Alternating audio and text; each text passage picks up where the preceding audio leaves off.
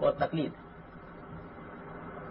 یعنی ان لوگوں کا نقطہ نظر یہ ہے کہ اللہ تعالیٰ نے جو دین قرآن مجید میں نازل کیا، جس کی شرح و وضاحت محمد صلی اللہ علیہ وسلم نے فرمائی، اس دین پر ہمارے قدیم بزرگوں نے غور و خوض کرنے کے بعد اب ہر چیز متعین کر دی. اس میں جو کلام کے مسئلے ہیں وہ بھی متعین ہو گئے ہیں، اس میں جو عقائد کے مسائل ہیں وہ بھی طے ہو گئے ہیں، اور اس میں جو فقہ کے مسائل ہیں وہ بھی طے ہو گئے ہیں. اور اس باب میں بالخصوص یہ ضروری ہے کہ آدمی کسی ایک مکتبے فکر کا ہو کر رہے. یہ لوگ خود احناف سے تعلق رکھتے ہیں، چنانچہ امام ابو حنیفہ کی فقہ جو عہد بہد ترقی کر کے ہم تک پہنچی ہے، اس کے ساتھ غیر معمولی تسلط ہے. اس تسلط کی آخری حد یہ ہے کہ ایک مسئلے کے بارے میں ہمارے ہی ایک دوست نے ایک مرتبہ ایک دیوبندی عالم سے استفسار کیا. مسئلے کا جواب دیتے ہوئے ایک دوسرے صاحب نے ذرا عام علماء سے ہٹ کر رائے دے دی اور اپنی رائے کی بنیاد احناف کے سوا دوسرے لوگوں کی رائے پر رکھی. تو انہوں نے اپنی رائے بھی دی اور اس پر یہ جملہ بھی لکھا کہ یہ بات واضح رہنی چاہیے کہ اللہ تعالیٰ نے اصل میں تو دین امام حنیفہ کے فہم پر روشن کیا تھا. باقی ائمہ کی مثال ایسے ہی ہے جیسے نور کی حقیقت واضح کرنے کے لیے اللہ نے ظلمت کی تخلیق کی. تسلط اور تعصب کی یہ حد ہے جس تک بعض لوگ پہنچ جاتے ہیں. بہرحال یہ روح ہے اس کی. جو لوگ ذرا شائستہ و مہذب ہیں وہ ظاہر ہے کہ اس طرح کا اسلوب اختیار نہیں کریں گے، لیکن اس تسلط کا عالم یہ ہے کہ امام صاحب کی کسی رائے پر نقد کر کے دیکھ لیجئے یا احناف کے کسی مسلمہ مذہبی پر نقد کر کے دیکھ لیجئے، مجال نہیں ہے کہ اس کے اوپر کوئی ادنا درجے میں بھی تبدیلی اور ترمیم کرنے کے لیے تیار. مفقود الخبر کا مسئلہ ہمارے ہاں ایک زمانے میں بہت مارکا آ رہا. اگر کسی آدمی کے ساتھ یہ حادثہ ہو جائے کہ کہیں گم ہو جائے تو اس کی بیوی کو کتنی دیر تک انتظار کرنا چاہیے. احناف کے ہاں جو عام مذہب ہے وہ یہ ہے کہ اس کو طبعی عمر تک. اب طبعی عمر کیا ہوتی ہے؟ بعض نے کہا 96 سال، بعض نے کہا کہ 100 سال، بعض نے کہا 120 سال. اس میں یہ مسئلہ ہی پیدا ہو کہ اس سے زیادہ کے بھی لوگ رہے ہیں دنیا میں، تو اتنی دیر اس کو انتظار کرنا چاہیے. اور اس سارے عرصے کے دوران میں بھی اگر اس کے شوہر صاحب آ جائیں گے تو وہ انہیں کو ملے گی. مالکیہ کا مسئلہ اس معاملے میں معروف ہے، اس میں بڑی تفصیل ہے، لیکن بہرحال عام طور پر وہ بعض حالات میں 4 سال تک اس کو محدود کر لیتے ہیں. ان کے یہاں تو ایسی صورتیں بھی ہیں کہ جن میں فوراً نکاح کی بھی اجازت دے دیتے ہیں، یعنی عدت گزارنے کے بعد.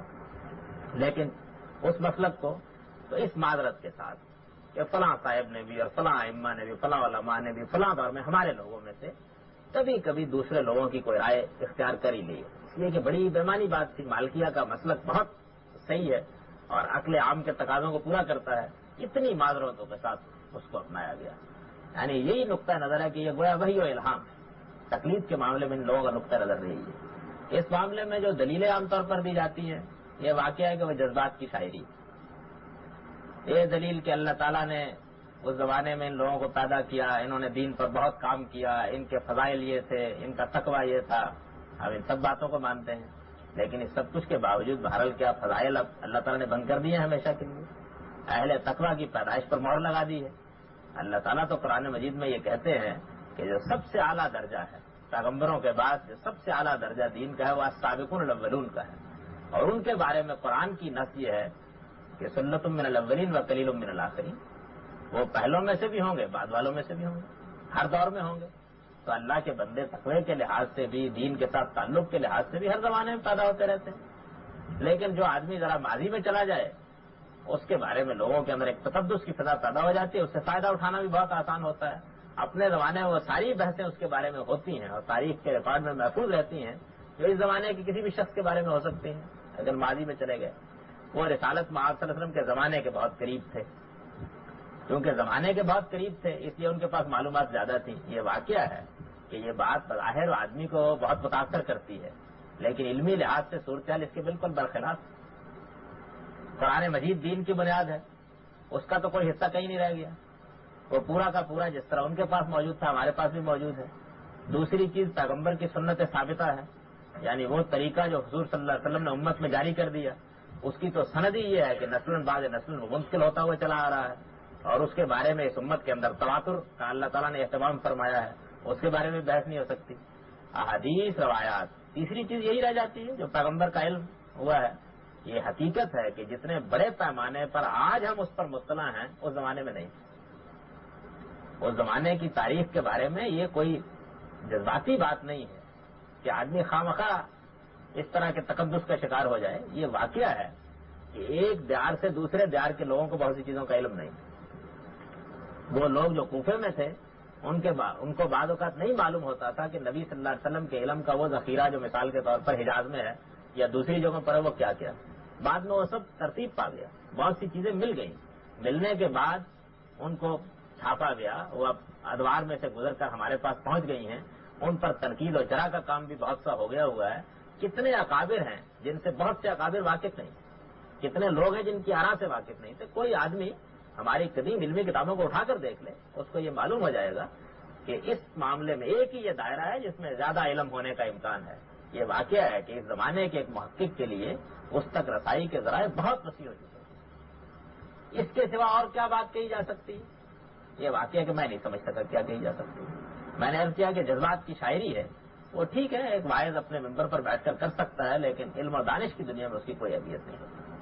تقلید کے معاملے میں ان حضرات کے اصرار کا معاملہ یہ ہے کہ کسی عالم سے اس پر گفتگو کر کے دیکھ لیجئے، نہایت معقول گفتگو کرتے کرتے اس حریم میں قدم رکھ دیجئے تو معلوم ہو جائے گا کہ اس کے بعد علم و استدلال کی ساری قوتیں بالکل مفقود ہو گئی. یہ کیسے ہو سکتا ہے؟ تم لوگ ان سے بڑے ہو، ان پر تنقید کرتے ہو، ان کی رائے کو غلط سمجھتے ہو. ظاہر ہے کہ یہ بالکل جذباتی باتیں ہیں. علم کی دنیا میں اگر کوئی شخصیت تنقید سے بالاتر ہے تو وہ محمد صلی اللہ علیہ وسلم کی شخصیت ہے. اور اگر کسی کتاب کے بارے میں دوسری رائے نہیں ہو سکتی تو وہ قرآن مجید ہے. باقی ہر چیز پر تنقید بھی ہوگی، تنقید بھی ہوگی، اس کا تجزیہ بھی ہوگا. لوگوں کی آرا ہے، ہم رجال و نحن رجال، ہمارے دل میں ان کی بڑی عزت ہے، ان کے کام کا بڑا احترام ہے. لیکن اس سب کچھ کے باوجود اس کا دروازہ اس امت کے لیے ہمیشہ کھلا ہے کہ اس میں جو آدمی بھی اپنے آپ کو اس کا اہل ثابت کر دے وہ تحقیق تنقید کر کے جس چیز کو صحیح سمجھے اس کو اپنا لے اور اختیار کر لے.